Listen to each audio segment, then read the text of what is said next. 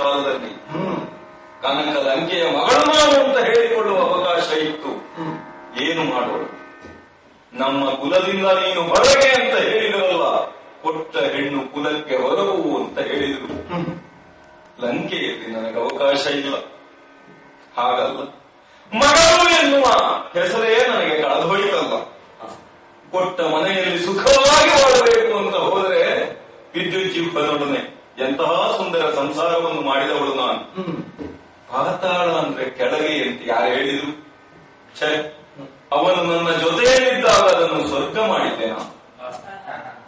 ಏನು ಮಾಡೋಣ? ನನ್ನ ಅಣ್ಣ ದಿಗ್ವಿಜಯದ ಉನ್ಮಾದದಲ್ಲಿ ಕೊಂದು ಬಿಟ್ಟನಂತೆ ನನ್ನ ಗಂಡನ. ದಿಗ್ವಿಜಯ ಮುಗಿಸಿ ಬಂದಾಗ ಅವನ ಪುಷ್ಪಕ ವಿಮಾನ ಎಷ್ಟು ದೊಡ್ಡದಾಗಿರುತ್ತಿತ್ತು, ಹೋಗುವಾಗ ಇರುವುದಕ್ಕಿಂತ 10 ಪಟ್ಟು ದೊಡ್ಡದಾಗಿ ಬರ್ತಿತ್ತದು. ಅದಕ್ಕೊಂದು ಲಕ್ಷಣ, ಎಷ್ಟು ಜನ ಹತ್ತಿದರೂ ಅದು ಅಷ್ಟನ್ನು ಒಳಗೊಳ್ಳುವಷ್ಟು ವಿಸ್ತಾರವಾಗುತ್ತದೆ. ಬಂದವರು ಸೈನಿಕರಷ್ಟೇ ಅಲ್ಲ, ಬಾಕಿ ಉಳಿದವರೆಲ್ಲ ಹೆಣ್ಣು ಮಕ್ಕಳು. ಕಣ್ಣೀರು ಹಾಕಿಯೇ ಬಂದವರೆಲ್ಲರೂ ಅವನ ಆಸ್ಥಾನಕ್ಕೆ ಸೇರಿದರಲ್ಲ. ಪ್ರಪಂಚ ಹೊಗಳುತ್ತದೆ ಅವನನ್ನು. ಅದು ಅವನ ಸಾಮರ್ಥ್ಯ ಅಂತ ನಾನು ಹೇಳ್ತೇನೆ, ಅದು ಅವನ ದೌರ್ಬಲ್ಯ ಅಂತ. ಕೇಳ್ತದೆಯೇ ಜಗತ್ತು? ಅಧಿಕಾರದಲ್ಲಿದ್ದವರನ್ನು ಆಧರಿಸುವ ವಿಷಯದಲ್ಲಿ ಅದಂತಹ ಉತ್ಸಾಹ. ದಿಗ್ವಿಜಯವನ್ನು ಮುಗಿಸಿ ಬಂದಾಗ ನಾನೂ ಆರತಿ ಹಿಡಿದು ಹೋಗಿದ್ದೆ ಅಣ್ಣನೆದರು. ಕಣ್ಣಿಗೆ ಕಣ್ಣು ಕೊಟ್ಟು ಮಾತಾಡಲಿಲ್ಲ, ಆಧರಿಸಲಿಲ್ಲ ಅಣ್ಣ. ಏನಾಯಿತು ಅಪಚಾರ ಅಂತ ನಿರೀಕ್ಷೆಯಲ್ಲಿದ್ರೆ ಗುಟ್ಟಾಗಿ ಕರೆದು ಮರುದಿನ ಹೇಳಿದ, ತಂಗಿ, ನಿನ್ನ ಗಂಡನನ್ನು ಕೈಜಾರಿ ಕೊಂದು ಬಿಟ್ಟೆ ಅಂತ. ಹೌದಪ್ಪ, ದೊಡ್ಡವರಿಗೆ ಕೈ ಜಾರುತ್ತದೆ. ಹಾಳಾಗಿ ಹೋಗ್ಲಿ, ಹೆಂಡತಿಯಾಗಿ ಬದುಕುವ ಅವಕಾಶವನ್ನು ಕಳೆದರಲ್ಲ, ತಾಯಿಯಾಗಿ ಬದುಕುತ್ತೇನೆ ಅಂತ ನನ್ನ ಮಗನನ್ನು ನಾನು ತಪಸ್ಸಿಗೆ ಹೆಚ್ಚಿಗೂಡಿಸಿದ್ದೆ. ಏನು ಮಾಡೋಣ? ಆ ಮಗನನ್ನೂ ಕೊಂದು ಬಿಟ್ಟರು. ಈಗ ನಾನು ಮಗಳಲ್ಲ, ತಾಯಿಯಲ್ಲ, ಹೆಂಡತಿಯಲ್ಲ, ನನಗೇನು ಹೆಸರು ಕೊಡ್ತೀರಿ ಅಂತ ಇವನ ಮನೆಯಲ್ಲಿ ಪಂಚಾಂಗ ಹೇಳುವ ಬ್ರಹ್ಮನೆದುರು ನಿಂತು ಕೇಳಿದರೆ ಅವನ ಇಡೀ ಪುಸ್ತಕದಲ್ಲಿ ನನಗೊಂದು ಹೆಸರಿಲ್ಲ. ಬದುಕುವ ಆಸೆ ಉಂಟು ನನಗೆ, ಬದುಕುವ ಅರ್ಹತೆಯೂ ಉಂಟು ನನಗೆ, ಕನಸೂ ಉಂಟು. ಕೊಡ್ತಿರೋ ಅವಕಾಶವನ್ನು ಅಂತ ಕೇಳಿದ್ರೆ ವ್ಯವಸ್ಥೆಯಲ್ಲಿ ಅದಿಲ್ಲ. ನಮ್ಮ ಅಣ್ಣ ಹೇಳಿದ, ನಿನಗೆ ಬೇಕಾದವರ ಸಂಗಡ ಬದುಕಿರು ನಿಶ್ಚಿಂತೆಯಿಂದ. ಯಾಕಂದ್ರೆ ನಾನು ಹೋಗಿ ಇಂದ್ರನ ಎದುರಿನಲ್ಲಿ ನಿಂತು ನೀನಿವತ್ತು ನನಗೆ ಬೇಕು ಅಂತ ಹೇಳಿದ್ರೆ ಅಲ್ಲ ಅಂತ ಹೇಳುವುದು ಅವನ ಹಿರಿಯ ಅಲ್ಲ, ರಾವಣನ ತಂಗಿಯಲ್ಲೋ. ಅವ ನನ್ನನ್ನು ನೋಡಿಯೇ ಹೆದರ್ತಾನೆ, ಅವನಲ್ಲೇ ಸಂಸಾರ ಮಾಡ್ಲಿಕ್ಕಾಗ್ತದೆ. ಅವ ಬೇಡ, ಯಾಕೆ ಬೇಕು ದೇವಲೋಕ ಅಂತ ಕೈ ಬಿಟ್ಟು ಬಂದವನು ನಾನು. ಆ ವಿಷಯದಲ್ಲಿ, ನನ್ನ ಅಣ್ಣನ ವಿಷಯದಲ್ಲಿ ನನಗೆ ಪರಮ ಸಂತೋಷ ಉಂಟು, ಹೆಮ್ಮೆ ಉಂಟು. ಹೋದ ರಕ್ಕಸರೆಲ್ಲ ಇಂದ್ರನನ್ನು ಅಲ್ಲಿಂದ ಎಬ್ಬಿಸಿ ಇವರೇ ಕೂತು ಆಳಿದ್ದಲ್ವ ಎಷ್ಟು ವರ್ಷ. ಇವ ಹಾಗಲ್ಲ, ಸ್ವರ್ಗ ಅವನಿಗೆ ಇರಲಿ, ಎದ್ದಾಯ್ತಲ್ಲ, ತಿರುಗಿ ಲಂಕೆಗೆ ಬಂದಿದ್ದೇನೆ ಅಂತ ಹೇಳಿದವ. ಎಷ್ಟು ಸಂತೋಷ ಪಟ್ಟೆವು ನಾವು. ಇಡೀ ವ್ಯವಸ್ಥೆಗೆ ಹೊಸ ಪರ್ಯಾಯವೊಂದನ್ನು ಇವ ಸೃಷ್ಟಿಸುತ್ತಾನೆ ಎನ್ನುವ ನಿರೀಕ್ಷೆಯಲ್ಲಿದ್ದವರು ನಾವು. ಇಂದ್ರನೇ ಪರಮ ಅಂತ ಅಂದುಕೊಂಡಿದ್ದರಲ್ಲ, ಇಂದ್ರ ಬೇಡ ಅಂತ ಅಷ್ಟೇ. ಹುಟ್ಟಿದ ಸಂತಾನವನ್ನು ಇಂದ್ರಾರಿ ಅಂತ ಕರೆದನಲ್ಲ ನಮ್ಮ ಅಣ್ಣ. ಆಗ ಎಷ್ಟು ಸಂತೋಷ ಪಟ್ಟರು ರಕ್ಕಸರು. ಅದು ಪ್ರತಿಯಾದ ಒಂದು ವ್ಯವಸ್ಥೆಯನ್ನು ನಿರ್ಮಿಸುತ್ತಿದ್ದಾನೆ ಅಂತ. ಆದ್ರೆ ಏನು ಮಾಡೋಣ? ಅಧಿಕಾರಕ್ಕೆ ಬಂದವರೆಲ್ಲ ಎಲ್ಲಿ ಸೋಲ್ತಾರೆ ಅಂತ ಕೇಳಿದ್ರೆ ರಾವಣೇಂದ್ರ ಅಂತ ಕರೆದಾಗ ಅವನು ಸಂತೋಷ ಪಟ್ಟ. ಅಧಿಕಾರಕ್ಕೆ ಬಂದವರೆಲ್ಲ ಹೀಗೇ ಆಗ್ತಾರಲ್ಲ, ಇಂದ್ರನೇ ಆಗುವುದು. ನನ್ನ ಕಷ್ಟ ಅದಲ್ಲ. ನಾನು ರಾವಣಿಗೆ ತಮ್ಮನಾಗದೆ ತಂಗಿಯಾಗಿ ಹುಟ್ಟಿದನಲ್ಲ, ಅದು ನನ್ನ ಕಷ್ಟ. ಇಲ್ಲದಿದ್ರೆ 20ರಲ್ಲಿ ಒಬ್ಬಳು ಸತ್ತು ಹೋದ್ಲು ಅಂತ ನನಗೆ ಗೊತ್ತಾಗುವಾಗ 10 ದಿನ ಆಗ್ತಿತ್ತು. ಒಬ್ಬಳೇ ಗಂಡನನ್ನು ಕಳೆದುಕೊಂಡಿರುವುದರಿಂದ ಈ ಕಷ್ಟ ನನಗೆ. ಏನು ಮಾಡೋಣ? ನಮ್ಮಣ್ಣನನ್ನು ವಿರೋಧಿಸಬೇಕು ಅಂತ ಆಲೋಚನೆ ಮಾಡ್ತೇನೆ ನಾನು. ಸಾಧ್ಯವದು ಈ ಪ್ರಪಂಚದಲ್ಲಿ? ವರ್ತಮಾನದ ಪ್ರಜ್ಞೆಯೇ ರಾವಣ. ತಪಸ್ಸಿನಲ್ಲಿ ಯಾರು? ರಾವಣ. ಸಾಮರ್ಥ್ಯದಲ್ಲಿ ಯಾರು?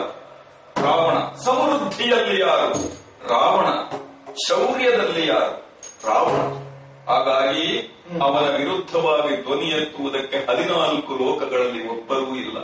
ನಾನು ಇಷ್ಟಾದರೂ ಮಾತಾಡಬಹುದು, ಯಾಕಂದ್ರೆ ಅವನ ತಂಗಿ ಎನ್ನುವ ಕಾರಣದಿಂದ. ಬೇರೆಯವರಿಗೆ ಈ ಅವಕಾಶವೂ ಸಿಗಲಿಕ್ಕಿಲ್ಲ. ಆದರೂ ಹೊಟ್ಟೆಯಲ್ಲಿ ಉರಿ ಕಡಿಮೆಯಾಗುತ್ತದೆಯೇ? ನನ್ನೊಬ್ಬಳ ಪ್ರಶ್ನೆ ಅಲ್ಲ ಇದು. ಇಡೀ ಪ್ರಪಂಚದಲ್ಲಿ ಯಾವ ಹೆಣ್ಣಾದರೂ ಹೆಣ್ಣಾಗಿ ಬದುಕಿಯಾಳು ಅಂತ ಹೇಳುವುದಕ್ಕೆ ಅವಳು ರಾವಣನಿನ ಕಣ್ಣಿಗೆ ಬೀಳಲಿಲ್ಲ ಎನ್ನುವುದಷ್ಟೇ ಅರ್ಹತೆ ಆಗುತ್ತದೆ. ಇಲ್ಲವಾದರೆ ನಮ್ಮಣ್ಣ ಸಾಕ್ಷಾತ್ ಮೃತ್ಯುಂಜಯನೇ ಸಿಕ್ಕಾಗ ಏನು ಬೇಕು ಅಂತ ಕೇಳಿದ್ರೆ ನಿನ್ನ ಹೆಂಡತಿಯನ್ನು ಕೊಡ್ತೀಯೋ ಅಂತ ಕೇಳಿದ ಒಂದು ದಿನ ಜಗತ್ತಿನ ತಾಯಿಯನ್ನು ಹೆಣ್ಣು ಎನ್ನುವ ಕಣ್ಣಿನಿಂದ ನೋಡಿದವ ತನ್ನ ತಾಯಿಯನ್ನು ಹಾಗೆ ನೋಡಲಾರ ಎನ್ನುವುದಕ್ಕೆ ಏನು ಆಧಾರ ಉಂಟು ಹೇಳಿ? ಇವನ ವಿರುದ್ಧವೂ ನಾನು ಮಾತಾಡಬೇಕು, ಬಂಡೇಳಬೇಕು ಅಂತಂದ್ರೆ ನನ್ನ ಸಾಮರ್ಥ್ಯ ಏನು?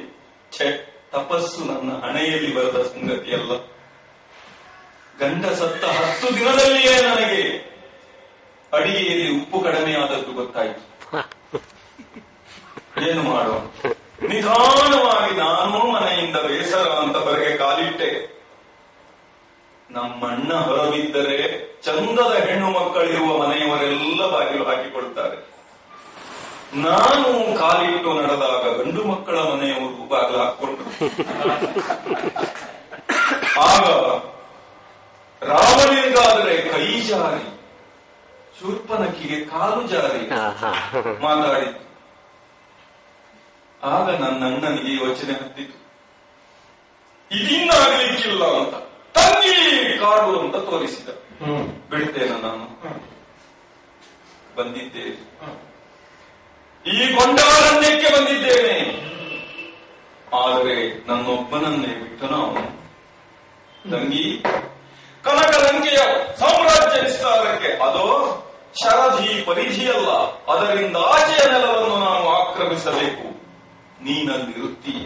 ನಿನ್ನ ಬೆಂಬಲಕ್ಕಾಗಿ 14,000 ರಕ್ಕಸರ ಮೇಲೆ 3 ತಲೆಯವರನ್ನೆಲ್ಲ ಕಳುಹಿಸುತ್ತಿದ್ದೇನೆ ಅಂತ ಹೇಳಿದ. ರಾಜಕಾರಣವೇ? ನಿನ್ನ ಬೆಂಬಲಕ್ಕಾಗಿ, ನಿಮ್ಮ ರಕ್ಷಣೆಗಾಗಿ, ನಿಮ್ಮ ಅನುಕೂಲಕ್ಕಾಗಿ ನಮ್ಮ ಜನರನ್ನು ಇಡ್ತೇವೆ ಅಂದ್ರೆ ಏನರ್ಥ? ನೀವು ಯಾರ ಹತ್ರ ಮಾತಾಡುತ್ತೀರಿ, ಎಲ್ಲಿ ಹೋಗುತ್ತೀರಿ, ಎಲ್ಲಿದ್ದೀರಿ ಎನ್ನುವುದನ್ನು ನಿತ್ಯವೂ ನೋಡುವುದಕ್ಕೆ ನಾವು ಜನ ಇಡ್ತೇವೆ ಅಂತಲ್ಲೂ ಅರ್ಥ. ಈ ರಾಜಕಾರಣ ಇವ ಬಂದ ಮೇಲೆ ಅಷ್ಟು ಜನರನ್ನು ಎಲ್ಲರನ್ನೂ ಮಾತು ಕೇಳಿಸಿದ್ದೇವೆ ನಾನು. ನನಗೆ ಗೊತ್ತುಂಟು ನನಗೆ. ಏನು ಮಾಡಲಿ? ಏನು ಮಾಡಿದರೂ ಈ ರಾವಣ ಸಾಯುವುದಿಲ್ಲ. ಅವನನ್ನು ಕೊಲ್ಲುವುದಕ್ಕೆ ನನ್ನಲ್ಲಿ ಹಾದಿ ಇಲ್ಲ. ಸಿಕ್ಕಾಗ ಹೊರ ಕೇಳಿದ್ದೆ, ಅದರಿಂದ ಇದರಿಂದ ಇವನಿಂದ ಅವನಿಂದ ನನಗೆ ಸಾವು ಬರಬಾರದು ಅಂತ. ಹಾಳಾಗಿ ಹೋಗ್ಲಿ, ಇಷ್ಟು ವರ ಕೇಳಿದ ನಮ್ಮವರು ಎಷ್ಟು ಜನ ಇದ್ದಾರೆ. ಹಗಲು ಬೇಡ, ರಾತ್ರಿ ಬೇಡ, ಹೊರಗೆ ಬೇಡ, ಒಳಗೆ ಬೇಡ ಎಂದವರು ಬದುಕಿದ್ರ? ಇಲ್ಲ. ಇವನು ಸತ್ತಾನು ಅಂತ ನಿರೀಕ್ಷೆ ಮಾಡುವುದಕ್ಕೆ ನನ್ನ ಹತ್ರ ಹಾದಿ ಇಲ್ಲ. ಯಾಕಂದ್ರೆ ಪ್ರಪಂಚದಲ್ಲಿ ಈ ವರ್ತಮಾನದಲ್ಲಿ ಯಾರು ಅವನನ್ನು ವಿರೋಧಿಸಿ ಯಾರು ಎಂಬ ನಿರೀಕ್ಷೆ ಇಲ್ಲ. ಅವನ ಆಯುಷ್ಯ ತೀರುವುದು ಯಾವಾಗಲೂ. ಬಿಡಿ, ಇನ್ನು ಇವ ಎಂದಾದ್ರೂ ಒಂದು ದಿನ ಸತ್ತಾನು ಅಂತ ಆಲೋಚನೆ ಮಾಡಿದ್ರು ನಮ್ಮ ವಂತಾನ ಸಾಯುವುದಿಲ್ಲ, ಇಂದ್ರಜಿತ್ತು ಸಾಯುವುದಿಲ್ಲ. ಈ ಮನೆಯ ಮಕ್ಕಳು ಸಾಯುವುದಕ್ಕೆ ಯಾರ ಮನೆಯ ಮಕ್ಕಳೋ 12 ವರ್ಷಗಳ ಕಾಲ ಆಹಾರ ನಿದ್ರಾ ಭಯ ಮೈಥುನಗಳನ್ನು ಬಿಟ್ಟು ಉಪವಾಸ ಬೆಳಬೇಕಂತೆ ಯಾರಿರ್ತಾರೆ? ಆದರೂ ನನಗೊಂದು ಆಸೆ, ಏನು ಮಾಡೋಣ?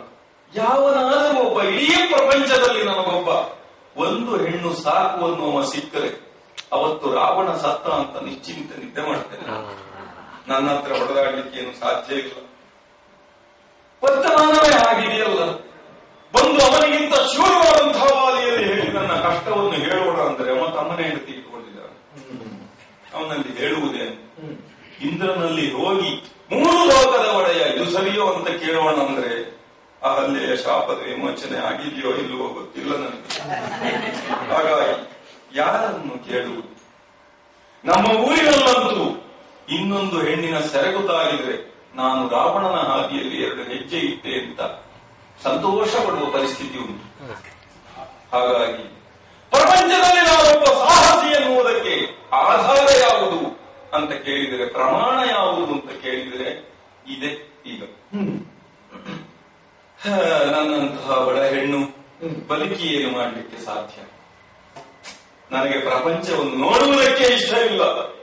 ಕಣ್ಣು ತೆರೆದರೆ ಹೂವಿನ ಮೇಲೆ ತುಂಬಿ ಕೂತದ್ದು ಕಾಣುತ್ತದೆ ಈ ಕಾಡಿನಲ್ಲಿ. 2 ಹಕ್ಕಿಗಳು ಒಟ್ಟಿಗೆ ಹಾರುವುದನ್ನು ನೋಡಿ ಸಹಿಸಬೇಕು ನಾನು. ಬೇಡ ಅಂತ ಕಣ್ಣು ಮುಚ್ಚಿದರೂ ಹೊಟ್ಟೆಯ ಹಸಿವು ಕಡಿಮೆ ಆಗ್ತದೆಯೇ? ಹಾಗಾಗಿ ಕಣ್ಣಿನಿಂದಾಗಿ ಅಲ್ಲವೇ ಅಲ್ಲ, ನಾಲಿಗೆಯ ರುಚಿಗಾಗಿಯೂ ಅಲ್ಲ, ಹೊಟ್ಟೆಯ ಹಸಿವಿಗಾಗಿ ಒಂದಷ್ಟು ತಿನ್ನುತ್ತೇನೆ ನಾನು. ಆದರೂ ಮೂಗು ಸುಮ್ಮನಿರುತ್ತದೋ ಹೇಳಿ?